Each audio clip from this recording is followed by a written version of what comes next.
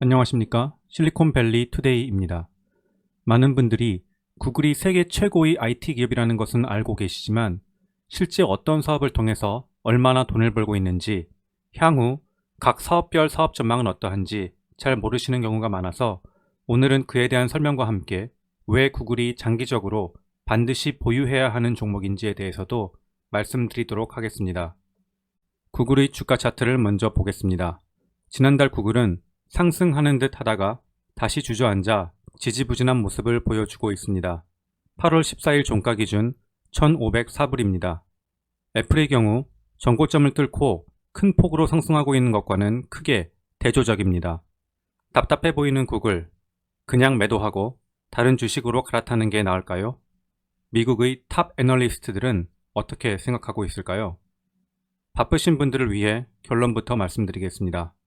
첫 번째, 미국 월가의 탑 애널리스트들은 놀랍게도 모두 강력 매수 혹은 매수를 추천하고 있습니다.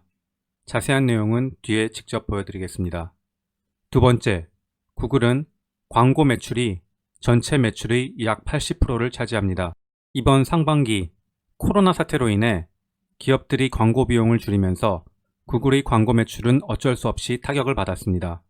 그러나 광고 이외의 부분은 지속적으로 견실한 성장세를 보여주고 있습니다. 세 번째, 이번에 타격을 받은 광고 매출은 하반기부터는 점차 다시 회복될 것이며 특히 구글이 선두를 달리고 있는 최첨단 인공지능 기술을 온라인 광고 분야에 활용하여 구글의 광고 사업은 향후 더 큰 성장이 예상됩니다. 네 번째, 구글의 유튜브 및 광고 이외의 분야, 특히 구글 클라우드 부문에서 미래에 수조 원 규모로 큰 성장이 기대됩니다. 다섯 번째, 구글도 애플이나 마이크로소프트와 같이 미래 신성장 사업에 지속적으로 투자하고 있습니다. 오늘은 그중 애널리스트들이 주목하고 있는 자율주행 기술 사업 웨이모와 헬스케어 사업 베릴리에 대해서 살펴보겠습니다. 먼저 미국의 애널리스트들이 보는 구글 주식에 대한 의견입니다. 팁랭크에서 보여주는 가장 최근의 애널리스트들의 의견입니다. 보시다시피 모두 구글 주식을 매수해야 한다고 이야기하고 있습니다. 팁랭크에서 30명의 월가 애널리스트들을 대상으로 조사한 바에 따르면 구글은 강력 매수, 스마트 컨센서스는 매수, 톰슨 로이터스에서는 매수 의견은 22명, 강력 매수는 11명, 보유는 5명, 그리고 흥미롭게도 매도를 이야기하는 애널리스트는 총 38명의 월가 탑 애널리스트들 중 아예 한 명도 없습니다. 보통은 매도 의견을 내는 애널리스트들이 한두 명은 있는데 말입니다. 구글 목표 주가 평균치는 1744불로 현재 가격보다 16% 높은 가격입니다. 목표 주가 최고치는 1990불로 현재 가격보다 32% 높은 수치입니다. 최저치는 1500불로 현재 가격대가 최저치라고 보고 있다는 이야기입니다. 그렇다면 구글이 도대체 무슨 사업에서 얼마나 돈을 벌고 있는지 하나하나 살펴보겠습니다. 구글의 이번 2분기 전체 매출은 약 46조 원입니다. 구글은 크게 4가지 사업으로 나눌 수 있습니다. 그중 가장 큰 매출이 발생하는 사업은 광고입니다. 전체 매출의 78%가 광고 사업에서 나오고 있습니다. 구글은 구글 검색 서비스와 구글 맵, 지메일, 그리고 저희가 매일 보는 유튜브 등의 다양한 서비스를 무료로 제공하고 있지만 그 이면에는 기업들로부터 광고비를 받아 다양한 광고를 소비자에게 노출함으로써 어마어마한 광고 수익을 벌어들이고 있습니다. 두 번째는 클라우드 사업인 구글 클라우드가 있습니다. 전체 매출에서 약 8%를 차지하고 있습니다. 세 번째는 구글 기타 부문으로 여기에는 저희가 모바일 앱을 구매하는 구글 플레이, 구글의 스마트폰인 픽셀폰, 하드웨어인 크롬북 등이 속해 있습니다. 전체 매출의 약 13%를 차지합니다. 마지막 네 번째는 미래 신성장 동력 사업들입니다. 여기에는 자율주행 기술 자회사인 웨이모와 생명공학, 베릴리 등이 있습니다. 전체 매출에서 0.4%를 차지합니다. 구글은 지주회사로 변경되면서 이름이 알파벳으로 바뀌었습니다. 알파벳의 재무제표를 확인해 보겠습니다. 이번 2분기 매출은 코로나 사태로 광고 매출이 줄어들면서 전년 동기 2% 하락하였습니다. 영업이익은 전년 동기 30% 하락한 6.38빌리언 달러를 기록했습니다. 한화로 약 7조 원 규모입니다. 각 사업별 매출 구성도 한번 살펴보겠습니다. 전체 매출의 78%를 차지하는 구글의 가장 중요한 수입원인 광고 부문은 전년 동기 대비 8% 매출이 하락하였습니다. 클라우드 사업의 경우 전년 2분기 대비 43% 성장하여 높은 성장률을 보여주고 있습니다. 물론 경쟁사인 아마존과 마이크로소프트 대비 매출 규모는 아직 작은 편입니다. 구글 기타 부문, 즉 구글 플레이나 스마트폰인 구글 픽셀, 크롬북 등의 기타 부문 매출 역시 전년 2분기 대비 약 26% 성장하여 견실한 성장세를 보여주고 있습니다. 마지막으로 구글이 other bet, 즉 다른 베팅들이라고 부르는 기타 벤처 부문입니다. 전체 매출의 1% 미만으로 전년 2분기 대비 8% 하락하긴 했지만 워낙 규모가 작고 아직은 수익 창출보다는 투자를 더 해야 하는 단계이라 전체 매출에는 거의 영향을 못 주고 있습니다. 어찌되었든 이번 코로나 사태로 구글은 광고 매출에 타격을 입은 것이 사실입니다. 그런데 왜 월가의 탑 애널리스트들은 구글의 주식을 지금 더 사야 한다고 이야기하는 것일까요? 한 가지 이유는 이번에 구글의 2분기 실적이 시장이 예상했던 것보다 더 높게 나왔다는 점입니다. 즉, 구글이 입은 타격이 예상했던 것보다 나쁘지 않았다는 이야기입니다. 그러나 그것보다 더 중요한 것은 애널리스트들은 구글이 이번 코로나 사태를 잘 벗어나서 미래에 더 크게 성장할 것으로 보기 때문입니다. 탑 글로벌 투자은행인 크레딧 스위스에서 2주 전에 나온 애널리스트 분석 리포트를 보시면 이번 코로나 사태에도 불구하고 구글은 향후에 지속적으로 매출 성장을 이룰 것으로 전망하고 있습니다. 그 이유로 크게 세 가지를 들고 있습니다. 첫 번째로는 구글의 가장 중요하고 큰 수입원인 온라인, 모바일 광고 부문에서 구글이 인공지능 기술을 활용하여 향후 더 많은 기업을 온라인 광고 시장으로 끌어들임으로써 더 큰 매출을 일으킬 것이라는 것입니다. 저희에게 큰 충격을 주며 인공지능의 가능성을 각인시켜 주었던 알파고는 구글이 인수한 딥마인드라는 회사의 제품입니다. 미래의 인공지능은 사물인터넷, 자율주행, 구글 어시스턴트와 같은 음성인식 비서를 작동시키는 데 활용될 뿐 아니라 향후 모든 사업적인 측면에서 기업들이 당면하고 복잡한 어려운 문제들을 보다 빠르고 손쉽게 해결할 수 있도록 도와주는 데 필수적인 기술이 될 것입니다. 작년 소프트뱅크의 손정희 회장이 한국을 방문했을 때 청와대에서 향후 한국이 집중해야 할 것은 첫 번째도 인공지능, 두 번째도 인공지능, 세 번째도 인공지능이라고 크게 강조한 이유도 그 때문입니다. 인공지능 기술은 마치 인터넷이 세상을 완전히 바꾸어 놓은 것처럼 향후 모든 기업이 필요로 하고 사회 전반에 활용하게 될 우리의 삶을 크게 바꿀 제일 중요한 기술이라는 것입니다. 이 인공지능 분야에서 가장 선두인 기업은 어디일까요? 바로 구글입니다. 구글은 인공지능 연구 및 실제 적용 분야에서 타의 추종을 불허합니다. 대학교 연구소 이외의 기업으로는 마이크로소프트는 6위로 인공지능 연구 분야에서 구글의 뒤를 쫓고 있고 그 다음으로는 페이스북도 소리소문 없이 열심히 인공지능 분야를 연구하고 있습니다. 구글은 현재 페이스북과 함께 미국의 온라인 광고 시장을 거의 양분하다시피 하고 있습니다. 실로 어마어마한 시장 지배력입니다. 그리고 그 온라인 광고 사업을 자신들이 가장 강점을 가지고 있는 인공지능을 활용하여 더 크게 확장하려고 준비하고 있습니다. 온라인 광고가 인공지능을 활용하면 뭐가 그렇게 좋길래 더 매출이 늘어난다고 하는 것일까요? 온라인 광고에 인공지능을 활용하면 기존에 사람이 직접 해야 했던 광고 프로세스의 많은 부분을 자동화할 수 있게 됩니다. 즉, 기존 광고를 집행하기 위해 들였던 시간과 노력을 획기적으로 줄일 수 있어 기업들이 보다 손쉽게 더 효과적인 온라인 광고를 집행할 수 있게 된다는 것입니다. 따라서 기존에 광고 프로세스가 복잡하고 어려워 망설이고 있던 중소기업들까지도 손쉽게 온라인 광고를 할 수 있게 됩니다. 물론 구글의 엄청난 사용자 데이터를 바탕으로 보다 효과적인 타겟팅과 최적화된 광고 공간 확보가 가능해지기 때문에 광고 효과도 더 올라가게 됩니다. 구글은 이미 다양한 서비스를 소비자들에게 제공하고 있고 인공지능을 통해 각 서비스의 기능을 더욱 고도화함과 동시에 광고 역시 더 효과적이고 효율적으로 집행할 수 있는 타 경쟁사가 범접할 수 없는 거대한 광고 생태계를 구축하려고 하는 것입니다. 특히 다양한 중소기업 혹은 중소상공인들을 위한 서비스, 즉 손쉽게 자신의 사업을 구글 검색과 맵에서 찾을 수 있게 도와주는 구글 마이 비즈니스나 네이버 스마트 스토어처럼 상인들의 제품을 바로 구글 검색을 통해 구매할 수 있게 해주는 구글 쇼핑 등을 제공하여 다양한 소상공인들을 구글의 광고 생태계 안으로 끌어들이려고 하고 있습니다.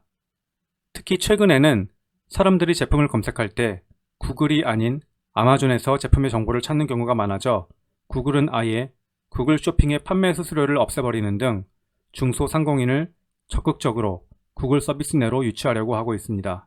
앞서 말씀드렸듯 구글은 이미 미국 온라인 광고 시장에서 페이스북과 함께 거의 독점적인 위치를 점하고 있고 자사히 최고의 인공지능 기술 및 여러 서비스들을 엮어서 미래에는 더 큰 광고 수익을 창출할 수 있을 것이라는 점이 바로 애널리스트들이 구글의 미래를 밝게 보는 가장 큰 이유인 것입니다.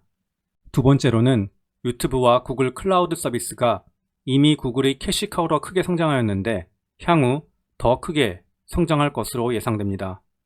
구글은 유튜브를 2006년, 즉 약 14년 전에 1조 8천억 원을 주고 인수하였습니다. 그리고 그 유튜브는 이제 세계 최대의 인터넷 방송국이 되어버렸습니다. 유튜브의 가장 무서운 점은 바로 유튜브의 독점적인 위치에 있습니다. 다른 일반 동영상 플랫폼들이 범접하지 못하는 수준으로 성장해버린 것입니다. 물론 넷플릭스나 훌루 등도 있지만 자신의 동영상을 올리지는 못하기 때문에 유튜브와는 차이가 있습니다. 글로벌 리서치 기관인 스태티스타에 따르면 작년 유튜브의 월간 실제 사용자 수는 약 20억 명에 이른다고 합니다. 현재 유튜브는 페이스북 다음으로 큰 동영상을 바탕으로 한 세계 2위의 소셜 네트워킹 서비스이자 세계 2위의 온라인 검색 사이트가 되어버렸습니다. 물론 검색 1위 서비스는 구글 검색입니다. 즉 구글은 이미 글로벌 검색 서비스의 1위와 2위를 점하고 있는 것입니다. 유튜브는 점점 TV와 온라인 방송의 경계를 허물고 있습니다. 여러분도 이제 모르는 것을 찾기 위해서 정보를 얻기 위해서 유튜브를 점점 더 많이 시청하고 있는 자신을 발견하고 계실 것입니다. 제가 사는 미국에서는 아예 케이블 TV는 시청하지 않고 유튜브나 넷플릭스만 보는 사람들이 늘어나고 있습니다. 유튜브는 하루에도 수시로 보는 사람들도 많습니다. 요새 아이들에게 스마트폰을 주면 가장 많이 하는 것이 게임도 있겠지만 바로 유튜브 시청입니다. 유튜브는 유튜브 프리미엄 서비스를 런칭해서 구독료를 받거나 기업들로부터 광고비를 수익으로 얻어갑니다. 향후에는 방송국이나 영화 스튜디오, 음반사들과 연계하여 더 많은 컨텐츠를 제공하는 플랫폼으로 발전해 나갈 것입니다. 현재 유튜브의 분기 매출은 약 3.81빌리언 달러, 한화로는 약 4.3조 원 규모입니다. 연간 매출로 따지면 약 18조 원에서 20조 원 규모입니다. 넷플릭스의 작년 한 해 총 매출이 20빌리언, 즉 24조 원임을 감안할 때 구글의 전체 매출에서 10%밖에 차지하지 않는 유튜브의 매출이 20조 원 규모라는 것은 엄청난 것입니다.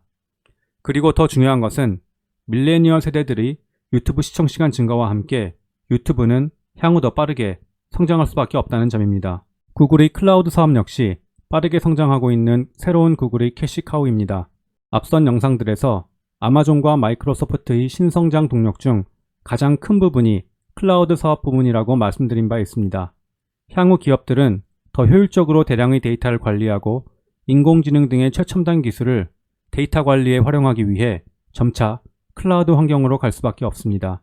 이렇게 데이터 관리 시스템을 보다 플렉서블하고 효과적인 클라우드 환경으로 점차 옮겨가는 과정을 디지털 트랜스포메이션이라고 부른다고 말씀드렸습니다. 디지털 트랜스포메이션은 현재 기업들의 최고의 화두이며 거스를 수 없는 대세입니다. 따라서 클라우드에 대한 수요는 점점 더 커질 수밖에 없습니다.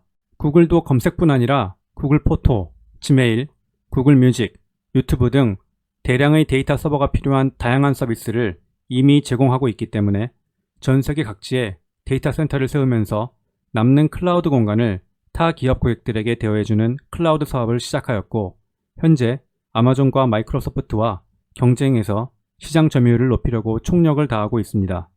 물론 마켓쉐어는 아마존의 AWS가 1위, 마이크로소프트의 애저는 2위로 아마존이나 마이크로소프트보다는 구글의 클라우드 점유율은 많이 낮은 수준입니다. 분기별로 성장률을 보시면 이 세 기업의 성장률은 전반적으로 둔화되고 있기는 합니다. 그러나 애널리스트들은 수십조 원의 매출이 발생하는 사업에서 구글은 아직까지 40%대의 성장률을 보여주고 있기 때문에 여전히 향후 성장 가능성은 크다고 전망하고 있습니다. 또한 전체 클라우드 시장 자체는 향후 지속적으로 커질 전망이기 때문에 구글도 아마존과 마이크로소프트를 바로 따라잡기는 힘들겠지만 여전히 커져가는 클라우드 시장에서 큰 파이를 가져가며 지속적으로 수익을 크게 창출할 것으로 보입니다. 마지막으로 구글은 현재는 수익이 얼마 나지 않지만 미래의 수익원이 될 수 있는 사업들을 꾸준히 추진해 왔습니다. 이러한 사업들을 구글은 other bet, 즉 다른 베팅하는 사업이라는 카테고리로 묶어놓고 있습니다. 그중 현재 시장에서 가장 주목받고 있는 것이 자율주행차 사업인 웨이모와 의료기술 관련 기업인 베릴리입니다. 구글은 지금으로부터 약 11년 전인 2009년부터 자율주행 자동차 기술을 개발해 왔습니다. 여기 보시는 귀여운 모양의 차량은 2012년부터 2014년까지 테스트되었던 구글의 자율주행차 프로토타입으로 저희 집 근처의 컴퓨터 박물관에 전시가 되어 있어 한번 실내에 앉아보았는데 특징은 운전대와 페달이 아예 없다는 점입니다. 구글은 이후 자율주행차에서 자동차 자체를 직접 만들기보다는 기존의 완성차 업체와 협업해서 본인들은 자율주행 시스템을 개발하는 쪽에 포커스하는 쪽으로 아예 방향을 튼 것으로 보입니다. 2016년에 웨이모라는 이름으로 자율주행 기술 회사를 분사하였는데 웨이모의 홈페이지에 가보시면 자율주행차 회사가 아니고 세계에서 가장 경험이 많은 드라이버, 즉 가장 긴 주행 테스트 기록을 가진 자율주행 시스템을 개발한다고 이야기하고 있습니다. 2017년부터는 크라이슬러와 합작으로 파시픽카라고 불리는 자율주행 자동차를 출시하여 실제 도로에서 테스트하고 있습니다. 실리콘밸리의 팔로알토에서는 이 차량이 돌아다니는 것을 보는 것이 아주 흔합니다. 차량 위에 볼록 솟아있는 부분이 바로 360도 회전하면서 레이저빔을 쏘아서 주변을 살피는 라이더입니다. 라이더는 주변의 작은 물체까지도 정확하게 감지가 가능하지만 작동거리가 짧다는 단점이 있습니다. 차량 옆에 달려서 뱅글뱅글 돌아가는 것은 레이더입니다. 레이더는 잘 아시다시피 전파를 쏘아서 주변 사물을 인식합니다만 라이더처럼 정밀한 이미지의 감지는 어렵습니다. 하지만 어둡거나 구름이 많은 날씨 등 악천 후에서도 손쉽게 작동이 가능합니다. 웨이모는 지금까지 미국 25개 도시에서 2천만 마일, 약 3,220만 킬로미터가량을 시험 주행했다고 합니다. 사람들은 자율주행하면 테슬라를 먼저 떠올리시는 분들이 많습니다. 하지만 실제 자율주행 기술에서 전 세계 최고의 기술을 가진 기업은 구글의 웨이모입니다. 현대차 역시 앱티브와 합작법인을 만드는 등 최근 집중 투자로 상위에 랭크되어 있습니다. 하지만 테슬라는 자율주행 기술에서만 보면 최하위입니다. 테슬라가 전기차 부문에서는 제왕이 맞습니다만 자율주행 기술만 따로 떼어놓고 봤을 때는 기술적으로 아직 개발해야 할 부분이 더 많은 것으로 보입니다. 지난 3월 구글의 웨이모는 미국 유명 벤처캐피탈 등에서 약 2조 6천억 원의 투자를 유치한 바 있고 이때 기업 가치를 약 36조 원 규모로 평가했다고 합니다.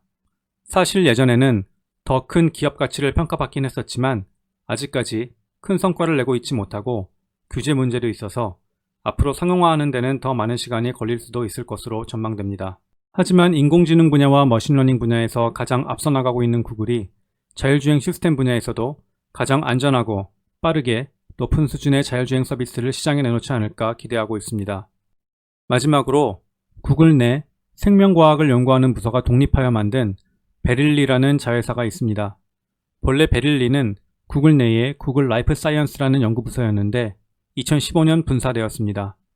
베릴리는 처음에는 당뇨 혈당을 측정하는 콘택트 렌즈를 개발하는 프로젝트로 시작하여 스마트 수술 로봇, 당뇨병을 진단하는 AI, 하드웨어 개발 등 다양한 헬스케어 관련된 신사업이나 프로젝트를 추진하고 있는 것으로 알려졌습니다. 베릴리는 작년 세계적인 제약회사인 노바티스, 오츠카, 화이자, 산오피와 전략적인 제휴를 체결했다고 밝힌 바 있습니다. 베릴리는 구글의 자회사답게 약 1만 명의 건강 데이터를 수집하여 디지털 방식으로 수년간 추적하여 임상 실험을 실행할 수 있는 PB, 즉 프로젝트 베이스 라인이라는 플랫폼을 구축하였습니다. 이들 협력 제약회사는 구글의 베이스라인 플랫폼을 활용하여 심혈관 질환, 종양학, 정신건강, 피부과, 당뇨 등 다양한 치료 분야에 걸친 임상실험을 추진할 계획이라고 밝혔습니다. 구글은 작년 웨어러블 기기 회사인 핏빗을 인수한 바 있습니다. 핏빗이 수집하는 건강정보를 바탕으로 헬스케어 신사업 강화에 나설 전망입니다. 또한 올해 2월에는 안과 사업에서 유명한 일본의 산텐제약과 합작회사를 설립하여 안과 진료를 지원하기 위한 디지털 솔루션을 개발하고 제품화하려고 하고 있다고 합니다. 아직 자율주행 기술 기업 웨이모와 생명과학 분야의 베릴리는 수익화로 이어지기까지는 좀 더 장기간의 시간을 두고 봐야 할 것 같습니다.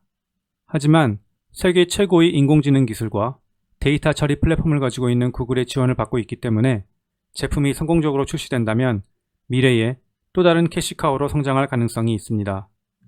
마지막으로 정리해드리겠습니다. 구글은 이번 실적 발표에서 코로나로 인해 애플이나 마이크로소프트 대비 상대적으로 실적이 좋지 않았습니다.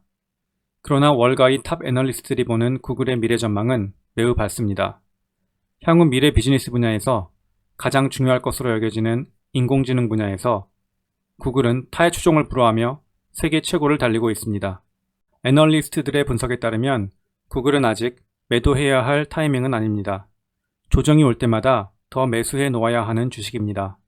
이번 코로나 사태로 인해 타 메가테크 기업 대비 주가가 덜 올랐지만 향후 점점 실적이 회복되면서 장기적으로는 2,000불 이상으로 상승할 것으로 전망되기 때문입니다. 오늘도 성공하는 주식 투자 되시기 바랍니다. 감사합니다.